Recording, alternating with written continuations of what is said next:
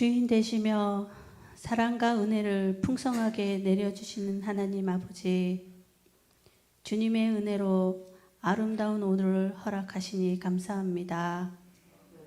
내일 한결같이 따뜻한 마음으로 고맙고 감사하게 오늘 하루도 주님의 임재가 강같이 흐르게 하옵소서. 바라는 대로 원하는 대로 모두 다 이루는 좋은 하루로 인도하시기도 간구합니다. 지금까지 지내온 것 또한 주님의 크신 은혜임을 깨달아 기도함으로 고백하는 시간을 갖게 하시고, 그래서 기도하는 사람은 언제나 하나님의 힘으로 살아감을 고백하는 시간이 되도록 허락하시기를 간구합니다. 다음 주에는 전교인 섬지역 동행주일로 예배를 가지려고 합니다. 올해 가정의 달을 맞이하여 소홀했던 모든 것을 뒤돌아보게 하시고 하나님의 사랑으로 회복되고 치유될 수 있는 시간으로 인도하시기도 간구합니다.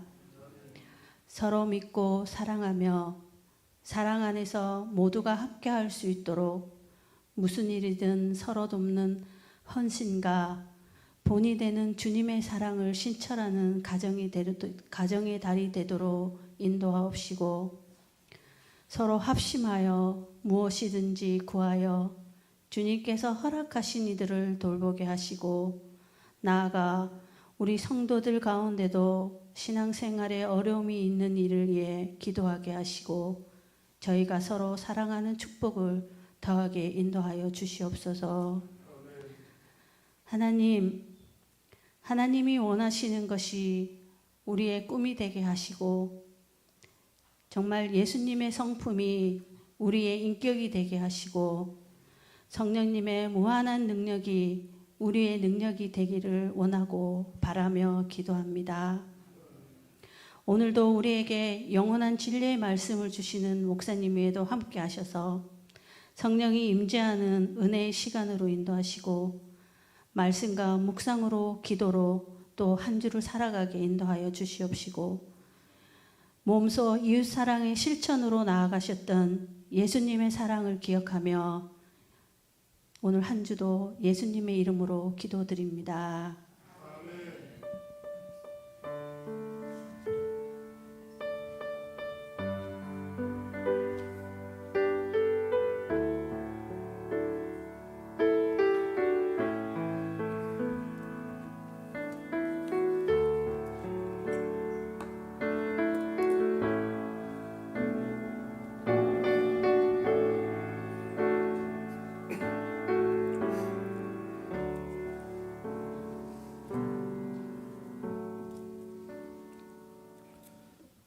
찬송가 182장 하나님께 찬양드리겠습니다.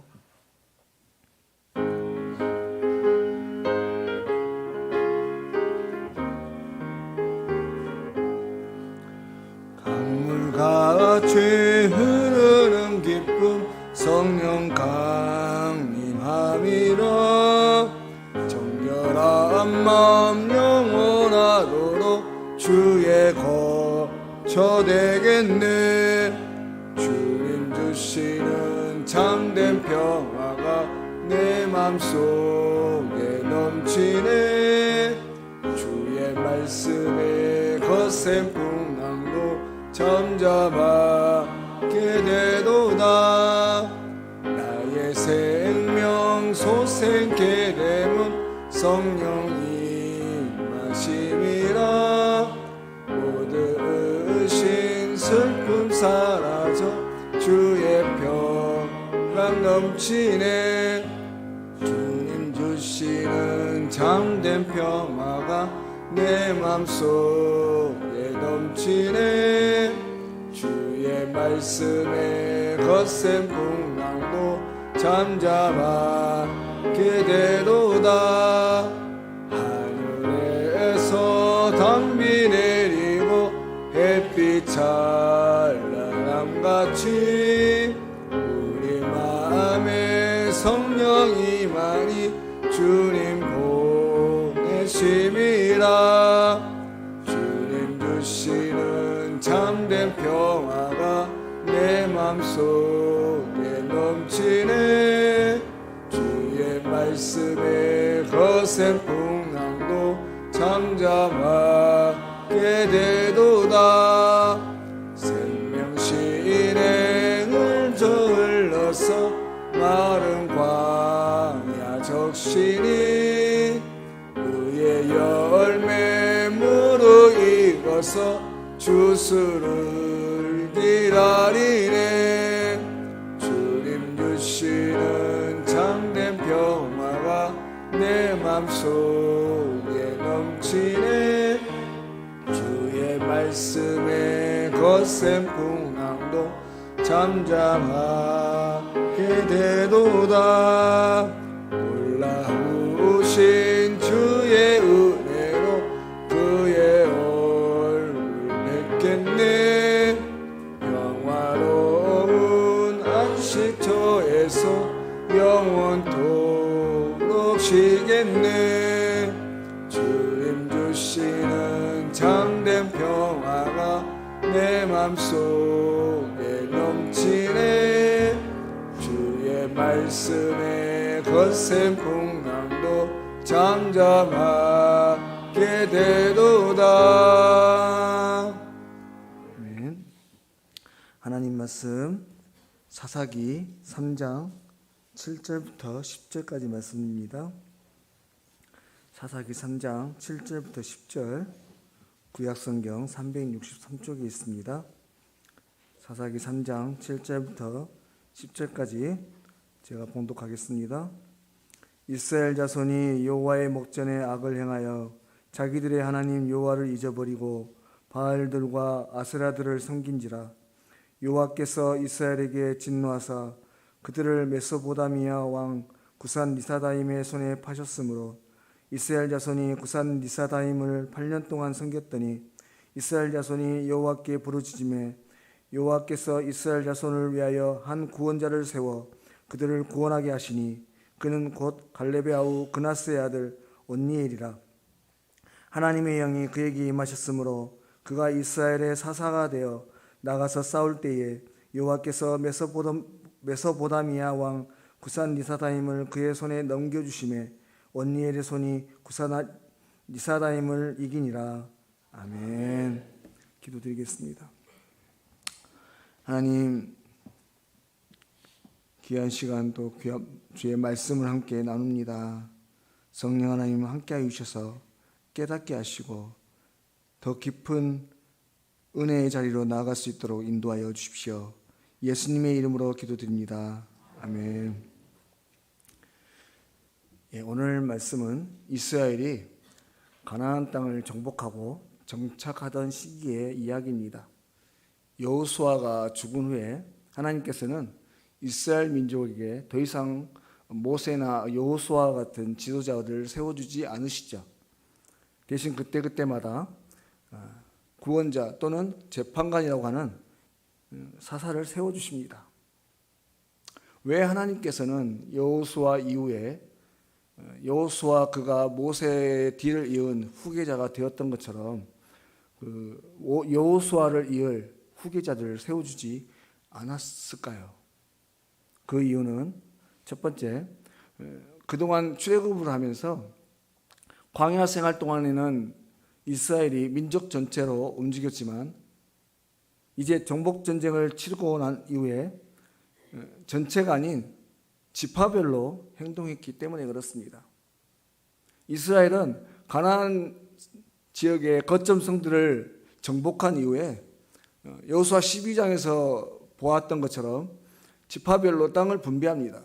그리고 그 땅을 정복하는 과정에서 이스라엘 전체가 함께 싸우는 것이 아니라 유다 족속을 필두로 해서 각 지파별로 전쟁을 치르게 되죠.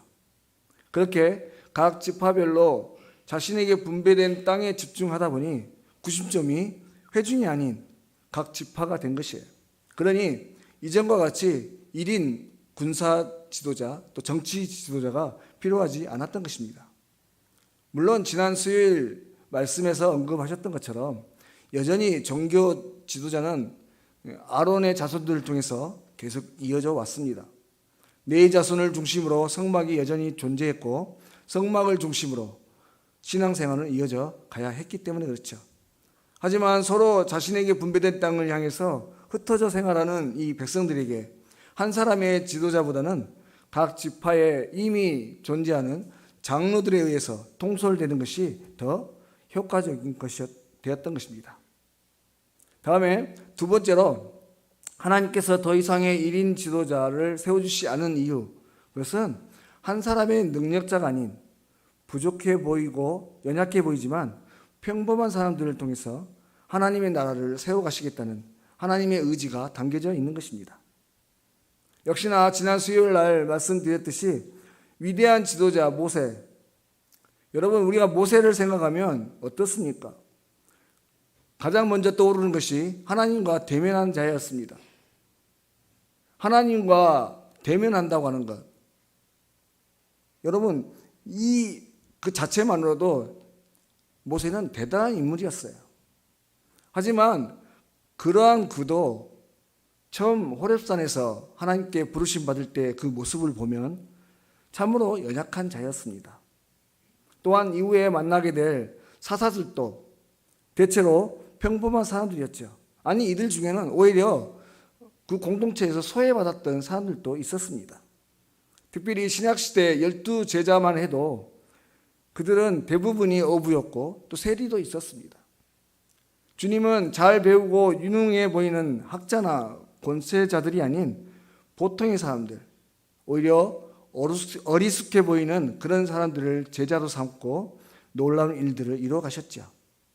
비록 형편없는 자들이지만 예수님은 비교적 욕심 없는 마음 중심을 보시고 택하셨고, 그리고 그 속마음을 다듬기 위해서 3년 동안 무던히도 애를 쓰며 양육하셨습니다. 여러분 이것은요, 그 옛날 사도들뿐 아니라 오늘날 우리 성도들도 하나님께서는 여전히 모세나 여호수아와 같은 위인을 바라시는 것이 아니라고 하는 것을 가르쳐주고 있습니다. 위대한 지도자는 예수님 한 분으로 충분하죠. 예수님을 대신할 위인은 더 이상 필요 없습니다. 그러므로 특출된 어떤 영웅이 아닌 보통의 사람, 오늘 그저 주의 말씀에 아멘으로 받아들이고 그 말씀대로 순종하기로 작정하는 그 한 사람을 통해서 하나님의 나라를 이루어 가시겠다는 의지의 표현이 되는 것이죠. 마지막으로 더 이상 1인 지도자를 주지 않으신 이유, 그것은 사사기 내내 언급되는 부분이기도 하고 이후에 사무엘을 통해서 사울 왕이 세워지는 그 과정 속에 가르쳐 주신 하나님의 마음이기도 한데요, 바로 이스라엘이 사람이 아닌 하나님만을 의지하는, 하나님만 바라보는 신적 국가가 되기를 바라셨기 때문에 그렇습니다. 출애굽 시대나 이 가나안 땅에 정착한 이 시기에 고대 사회는요, 자신들의 왕을 우상으로 여기고 또 스스로 왕이 자신이 왕과 같이, 신과 같이 높임 받기를 원했던 그런 시기였습니다. 우리가 잘 아시는 대로 애굽의 왕 바로 또한 그런 신의 한 종류와 같이 여김 받음을 원했고 자신의 말에 복종하기를 원했었죠. 그런데 바로 이와 같이 사람이건 물건이건 무언가를 세워놓고 그것에 충성하거나 그것을 섬기는 행위, 여러분 그것 자체가 우상이고 우상 숭배가 되는 것이죠. 바로 당시 이스라엘 백성들에게도 이러한 마음들이 있었다고 하는 것이에요. 보이지 않지만 세상을 만드시고 다스리고 이끄시는 하나님보다 눈에 보이는 힘이 있는 사람을 원했던 것입니다. 어쩌면 사사기 내내 여러 차례에 걸쳐서 기록하고 있는 자기 속인에 좋을 대로 행하였더라. 여러분 이 말씀 그대로 이스라엘 백성들은 하나님을 의지하고 하나님의 말씀을 따라 살아가기보다 자신들의 생각대로 자신들이 좋게 여기는 그대로 판단하고 결정하며 살아가기를 원했던 것이에요. 바로 그러한 마음의 상태를 너무나 잘 아시는 하나님께서 이들을 훈련시키시고자 더 이상 모세나 여호수아 같은 능력 있는 지도자를 세워주지 않으셨던 것입니다. 그런데 그런 하나님의 마음도 헤아리지 못하고 오히려 하나님을 멀리하고 자기 마음대로 범죄하며 살아가는 이 백성들에게 결국 오늘 말씀대로 주변 국가들에 의해서 괴롭힘을 당하는 그런 시기까지 오게 되는 것이죠. 그런데 감사하게도 우리 하나님께서는 그러한 백성들이라 할지라도 그냥 내버려 두지 않으십니다. 백성들이 부르짖고 찾을 때 도우시고 구원하신 분이시죠. 바로 그때마다 이 사사라고 하는 구원자를 세워주시고, 바로 그 첫 번째 사사가 온니엘이 되었다고 하는 것이죠. 그러면 이제 오늘 우리가 살펴볼 이 온니엘, 그는 어떤 인물이었는가 하는 것입니다. 과연 어떤 인물이기에 이스라엘 역사의 구원자로서 가장 먼저 세움을 받게 되었는가 하는 것입니다. 여러분, 우리가 무엇인가를 할 때에 우리들도 항상 중요하게 여기는 것이 첫 번째입니다. 우리의 첫 아들, 또 첫 학교, 또 첫 스승, 첫 동무, 항상 처음 것이 중요하죠. 이유가 무엇입니까?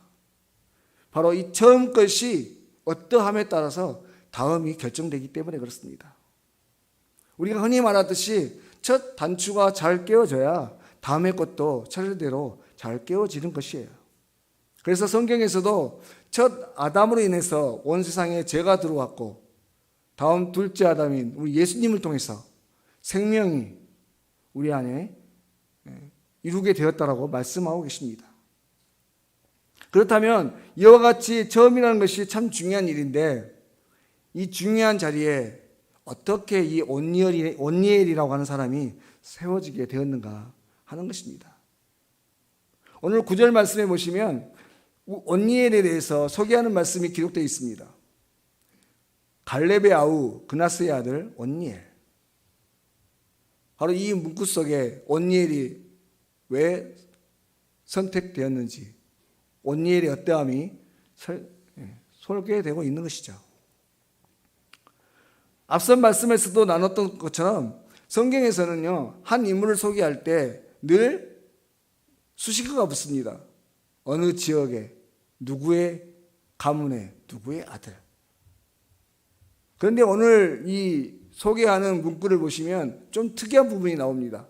뭐냐면 갈렙이라는 인물이 함께 포함되어 있는 것이죠. 갈렙의 아우 그나스의 아들.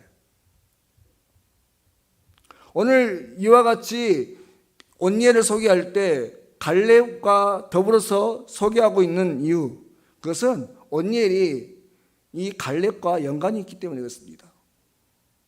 갈렙과 같은 가치관, 갈렙과 같은 신념, 신앙을 가지고 있었다는 것을 강조하기 위함이 있죠. 지난 시간에 살펴보았던 것처럼 갈렙은 어떤 사람이었습니까? 참으로 충성되고 신실한 믿음의 사람이었습니다. 오랫동안 주님이 주셨던 약속의 말씀을 기억하고 상황이 아닌 주님을 의지해서, 주의 말씀을 의지해서 담대히 싸움에 나아갔던 사람이었죠. 단적인 예로 여호수아 말미에 보시면 아무도 엄두 내지 못했던 험한 산지 헤브론 땅을 85세의 나이에도 불구하고 내게 약속하신 그 땅이기에 내가 그 약속을 차지하겠습니다. 주님께서 함께 하시면 내가 능히 지금도 할 수 있습니다 라고 담대하게 올라갔었습니다. 그런데 바로 그 현장에 온니엘이 함께 있었고, 갈렙이 그랬던 것처럼 갈렙과 똑같은 모습으로 오늘 가장 먼저 앞서 나아가고 있다고 하는 것입니다. 오늘 사사기 말씀에, 본문 말씀에 앞서 1장에 보시면 이 내용이 기록되어 있습니다. 10절 말씀부터 쭉 보면 유다가 또 가서 헤브론에 거주하는 가나안 족속을 쳐서 세세와 아히만과 달레를 죽였더라. 헤브론의 본 이름은 기랏 아르바였더라. 거기서 나아가서 드빌의 주민들을 쳤으니 드빌의 본 이름은 기랏세벨이라. 갈렙이 말하기를 기랏세벨을 쳐서 그것을 점령하는 자에게는 내 딸 악사를 아내로 주리라 했더니 갈렙의 아우 그나스의 아들인 온니엘이 그것을 점령하였으므로 갈렙이 그의 딸 악사를 그에게 아내로 주었더라. 앞서 말씀드린 대로 헤브론에는 그 지형이 험악합니다. 그래서 싸우기 어렵죠. 게다가 그곳에는 아낙 자손이 살고 있었어요. 여러분 아낙 자손 잘 아실 겁니다. 바로 사울이 사울 왕이 블레셋과 전투할 때에 두려워 벌벌 떨었던 기골이 장래한 그 골리앗이 있던 그 민족, 그 땅. 그래서 그런 이유로 사울 왕 때 이스라엘의 군대처럼 이번에도 전처럼 내가 올라가겠다고 나선 사람이 없었어요. 그 중에 갈렙이 이 지역을 점령하는 자에게 자신의 딸을 주겠다라고 선언할 때 온니엘이 나서죠. 물론 갈렙의 사이가 된다고 하는 것, 또 그의 딸을 사모하는 마음도 없잖아 있었겠지만, 제 아무리 좋은 것을 준다고 할지라도 자기 목숨을 걸고 섣불리 나서기는 쉽지 않습니다. 이것은 그 갈렙의 마음, 온니엘의 마음속에 갈렙과 같은 담대함이 있었기 때문에 그래요. 그 옛날 갈렙이 가졌던 담대함, 또 주를 믿는 신앙, 그 신실함이 있었기 때문에 가능했던 일이라고 하는 것입니다. 무엇보다도 온니엘은 갈렙과 같은 마음, 갈렙과 같은 가치관과 신념을 가진 사람이었어요. 그래서 누가 봐도 어려운 상황이지만 갈렙의 명령을 따라서 순종할 수 있었던 것입니다. 사랑하는 여러분, 오늘 또 하나님은 자신의 뜻이나 생각이 아닌 주님의 마음, 주님의 뜻에 합한 그 사람, 하나님 마음을 따라서 하나님과 함께 사역을 감당해 갈 그 사람을 택하시고 그와 함께 놀라운 일을 이루어 가십니다. 여러분, 우리가 무엇인가를 하려고 할 때도 어떻습니까? 우선 나와 마음이 합한 사람, 내 생각과 같은 사람을 먼저 찾지 않습니까? 그래서 대체로 이 대통령이나 또 어떤 기관장에 당선이 된 사람들을 보시면 가장 먼저 중요한 자리에 누구를 앉힙니까? 그동안 후보 때 선거운동을 같이 했던 가장 가까운 측근을 그 자리에 앉힙니다. 오늘 하나님께서도 마찬가지라고 하는 거예요. 하나님의 말씀에 그대로 따르고 순종할 한 사람을 찾고 그와 함께 일하기를 기뻐하시는 것입니다. 어떤 능력이나 지혜나 재능을 가진 자가 아닌 단지 그 말씀에 순종할 사람, 이사야 선지자처럼 누가 나를 위해 갈고 할 때 주여 내가 여기 있나이다, 나를 보내소서라고 담대히 믿음으로 나설 수 있는 그 한 사람을 찾고 계시는 거예요. 그러므로 바라건대 먼저는 저와 여러분 또한 주님과 같은 마음을 품으시길 바랍니다. 주님의 뜻과 주님의 생각, 주가 나를 통해 이루고자 하시는, 그토록 원하시는 그 한 가지가 무엇인지 깨달아 아시기를 바라는 것입니다. 그리고 그런 사람을 찾으시는, 그리고 부르고 계시는 하나님의 부르심의 목소리를 먼저 들으시길 바랍니다. 다음에 오늘 온니엘이 하나님이 쓰시는 사사가 된 것, 그것은 하나님의 영이 임했기 때문에 그렇습니다. 구산 리사나임과 싸워서 이길 수 있었던 것도 하나님의 영 때문이었죠. 10절 말씀입니다. 여호와의 영이 그에게 임하셨으므로 그가 이스라엘의 사사가 되어 나가서 싸울 때에 여호와께서 메소포타미아 왕 구산 리사나임을 그의 손에 넘겨주시매 온니엘의 손이 구산 리사나임을 이기니라. 여러분, 성경 속에서 위대한 믿음의 사람들이 놀라운 역사를 이루어갈 때, 특히 사사기에 여러 사사들이 주의 구원자로서 나설 때 예외 없이 등장하는 한 문구가 있습니다. 그것은 하나님의 영이 임하시니, 또 하나님의 영에 감동되어라고 하는 말씀이죠. 이 말씀은 예수님께서 하늘로 올라가실 때에도, 부활하셔서 승천하실 때에도 마지막으로 늘 어김없이 하셨던 말씀입니다. 여러분, 오늘 우리가 하나님의 사람으로서 또 예수 그리스도의 제자로서 맡겨진 귀한 사명들을 감당하기 위해 우리는 우선적으로 이 하나님의 영에 감동되어야 합니다. 아니, 하나님의 감동이 없이 행하는 모든 일들은 하나님과는 관계없는 무의미한 것들이 되고 마는 것이죠. 아니, 오히려 이 하루를 살아가는 그 자체가 결탄코 하나님의 영과는 무관할 수 없습니다. 왜냐하면 이 하루도 하나님께서 우리에게 무엇인가 맡길 사명이 있기 때문에 이 하루를 살아가게 하시기 때문에 그래요. 그러므로 이 하루를 살아갈 때 하나님께서 맡기신 귀한 사명들을 감당하며 살아가려면 언제든지 하나님의 감동하심이 필요하고 하나님의 영이 임하셔야 하는 것입니다. 그런데 오늘 이 시간 우리가 분명히 알아야 될 한 가지는요, 우리 하나님께서는 어느 누구에게, 특별한 사람에게만 영으로 임하시는 분이 아니라고 하는 것입니다. 어느 누구에게나 언제든지 임하시고 오늘 또 놀라운 역사를 이루어가시는 분이십니다. 더 나아가서 우리 하나님은 어느 누구에게는 100만큼의 영을 임재하여 주시고 어떤 사람에게는 10밖에 안 주시고 그런 분이 아니십니다. 모두에게 동일하게 임재하시는 분이라고 하는 것이죠. 다시 말해서 어느 누구는 하나님의 크신 감동을 통해서 하나님의 뜻을 분명히 알게 하시고 어느 누구는 하나님의 뜻을 전혀 감도 잡지 못하게 하고 그래서 마음대로 그 뜻대로 살아가도록 방치하시는 분이 아니라고 하는 것입니다. 여러분, 이 말은요, 모든 것이 하나님께 책임이 있는 것이 아니라고 하는 것입니다. 바로 우리가 얼마나 하나님의 감동하심을 사모하며 살아가는가, 바로 나 자신에게 달려있다고 하는 말씀이죠. 오늘 또 나에게 맡겨주신 사명을 이루기 위해서 그 사명이 무엇인지 더 구체적으로 알고 그 사명을 이루기를 얼마나 사모하며 그것을 찾고 바라며 살아가는가, 그 사모함의 정도에 따라 인지하심의 정도가 또 그 감동의 정도가 다르게 느껴지는 것입니다.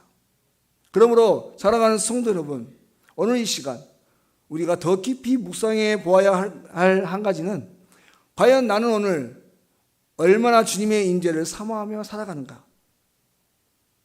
아니면 여전히 세상 속에 악한 영에 사로잡혀 살면서도 그것조차도 인지하지 못하고 살아가고 있지 않은가 하는 것입니다.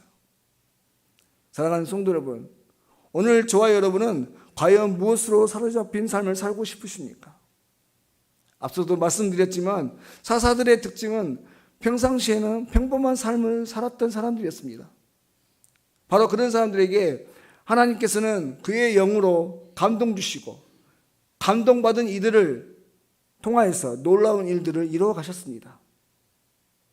이 말은 오늘 또 우리 주님은 결코 평범하지 않은, 하지만 평범한 일상을 살아가는 저와 여러분과 함께 일하시기를 위해서 성령으로 감동을 주고 계시다고 하는 거예요.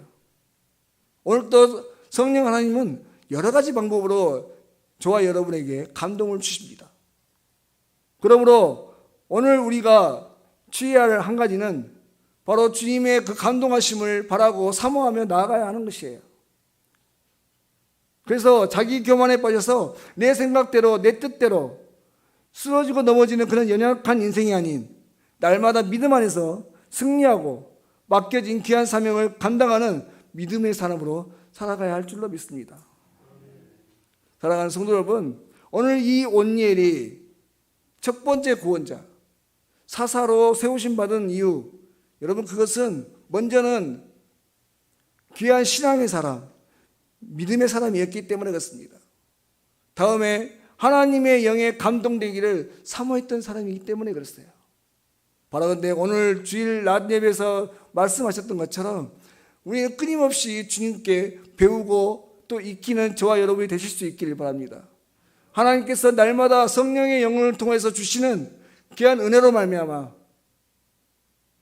믿음으로 담대히 일어서시고, 그래서 우리의 삶의 자리에서 맡겨주신 사명을 감당하시되 세상을 놀라게 하는 믿음의 사람으로 살아가는 저와 여러분 되실 수 있기를 주의 이름으로 간절히 소망합니다. 기도드리겠습니다. 하나님 아버지, 오늘 또 귀한 시간을 허락하여 주시고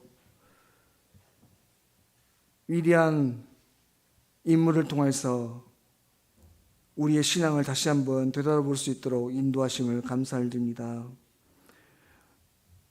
하나님, 오늘 또 하나님은 우리에게 성령으로 감동을 주시고 그 감동을 통하여 믿음으로 담대히 나아가는 한 사람을 통하여 일하시는 분이라고 했습니다.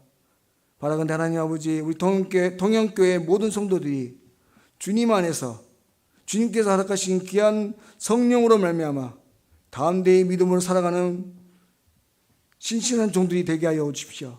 그래서 삶의 자리에 이 하루도 우리에게 맡겨주신 귀한 사명들을 잘 감당해 하시되 주 예수 그리스도의 이름을 나타내고 주의 복음을 흘려보내며 하나님을 기쁘시게 하는 복된 인생들 다 되게 하여 주시옵소서. 모든 것 걸어가신 예수님의 이름으로 기도드립니다. 아멘. 찬송가 196장 하나님께 찬양드리겠습니다.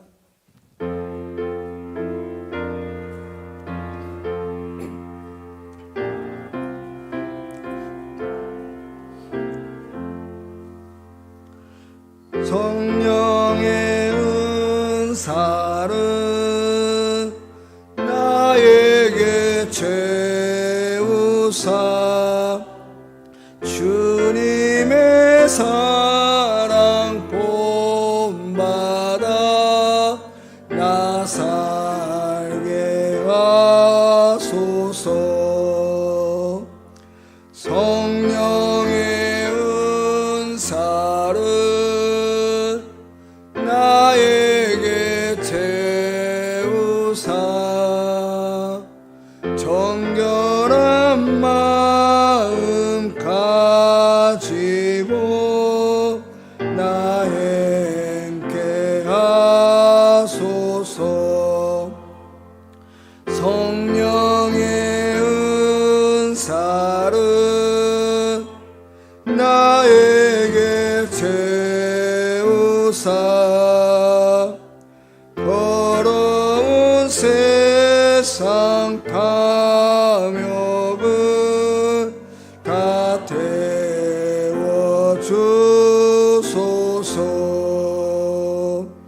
성령의 은사를 나에게 채우사 영원한 주님 나라에 나 살게 하소서.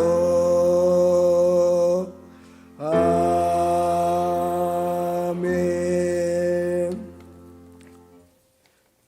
교회 소식 전해드리겠습니다. 다음 주일은 동행주일입니다. 아래 안내에 따라서 모든 교구는 해당 동행교회에서 예배를 드리실 수 있기를 바랍니다. 모든 교구의 식구들이 이 귀한 일에 동참하셨으면 좋겠고요. 부득이 연로하신 어른들과 피치 못한 사정이 있으신 분들에 한해서만 본교회에서 11시에 예배가 드려지게 됩니다. 오후 예배는 간단한 점심식사 후에 한식에 드리게 될 거고요. 교회 학교의 아이들도 학생들도 부모님과 함께 동행주일에 참여하시길 바랍니다. 오늘 여전도에서 어버이날 선미를 준비해서 전달하였습니다.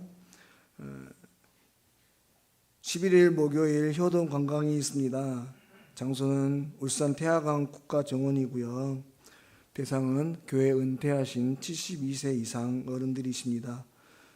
차량은 명정주민센터 앞에서 9시에 고려병원 앞에서 9시 15분에 출발합니다. 문의하실 사항은 김부종 장로님께 연락을 해주시고요. 참석하실 분들 신분증을 꼭 집참해 주시길 바랍니다.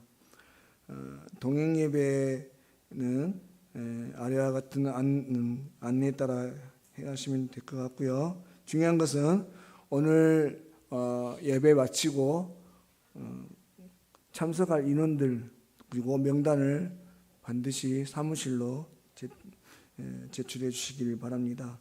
어려우신 분들은 제 카톡으로 보내주셔도 됩니다. 파워 관계 전도 세미나 5월 16일 오전 10시 30분부터 오후 4시까지 있습니다. 주변 분들에게 함께 연락하시고 함께 이 귀한 세미나에 참여하셨으면 좋겠습니다. 결혼 광고 있습니다. 김정희 집사님의 장남 윤형정군의 혼인 예식이 13일 토요일 오전 11시 창원 스카이뷰 호텔에서 있습니다. 버스는 오전 8시 30분 명정동 주민센터 앞에서 출발합니다. 나머지 광고는 주보를 참고하시길 바랍니다. 제가 축도하고 예배 마치겠습니다. 우리 주 예수 그리스도의 은혜와 아버지 하나님의 사랑과 성령의 교통하심이 이제 온일과 같이 하나님의 영에 감동되어서 믿음 안에서 담대히 신앙으로 살아가기를 원하는 우리 사랑하는 성도들 머리 위에와 저들의 삶 가운데 이제로부터 영원토록 함께 하시옵기를 간절히 축원하옵나이다. 아멘.